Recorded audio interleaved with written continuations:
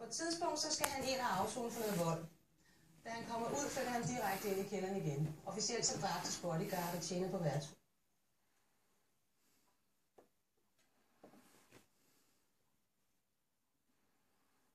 Ja, det fik nogle fantasier om at udrydde det dumme syn.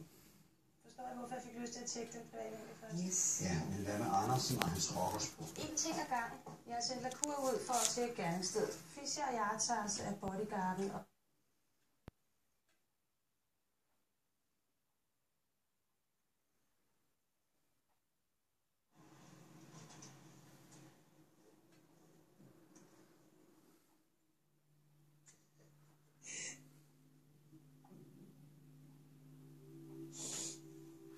Hvis nu prøver at stoppe den DVD.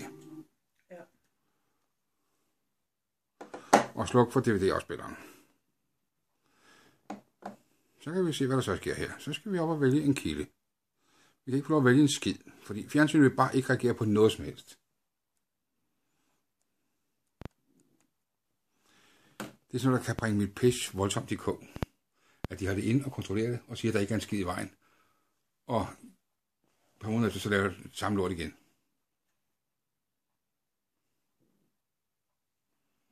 Det tænder og slukker ligesom det har lyst til.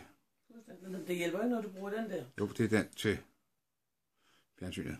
Ja, men det kan du huske fra sidste gang, at den lever sit eget liv. Ja, men nu er jeg nødt til at prøve at se, om jeg kan få lov til at gøre noget som helst.